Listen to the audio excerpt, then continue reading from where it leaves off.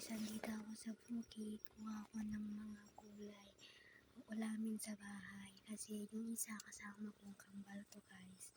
Andun sa bahay, magsasayang muna. Ako naman, pumunta ako dito sa bahay namin dati. Pupura kukuha kami dito ng... Kasi dito sa amin guys, bukid. Malapit bukid sa amin.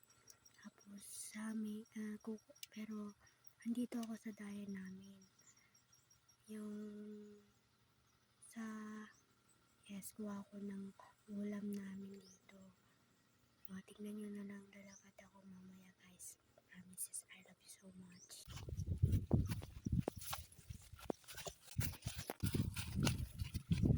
Guys, dyan po yung bahay namin.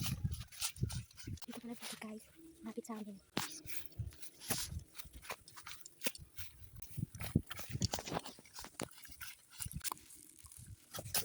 Yan ang bahay namin guys dati.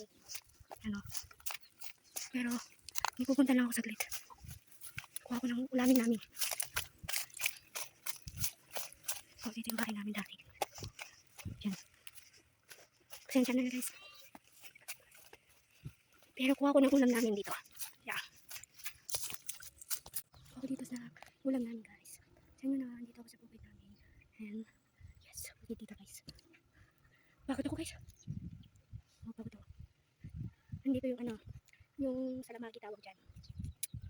Dito yung ano, nandito yung sampahan namin dito dati. Tapos dito kami naman po yung naliligo kami. Pero mag-under po naman po kami ng ano, water fountain. Lapit lang kasi yung, malayo kasi yung gripo namin, nandun lang po. Kasi hindi nakita. Yun. Si Jarman na guys. Okay guys, dito yung bahay namin. Sorry. Dito nakatira na si kuya ko kasi dito yung mga alaga namin manok. Diyan sa loob ng dyan. Hindi dyan. Yan. Guys, thank you so much. Thank you. Thank you muna yung ano bahay namin. Tagal ko kasi hindi ano, tinignan yung bahay namin. Ito yung alaga ng kuya ko. Yung mga chicken. Dito sa mga kanina. Kaya nagbabagay ng mga. Dito na guys. Dito ang daming anong kambing. Tira. Dito naman yung kwarto ko dati guys. Yan. Sira-sira na. Yan. Tapos dito naman yung bintana namin. Yung malapit na yan. May tanim pa yun oh. Mamaya pupunta ako dyan oh. Yan.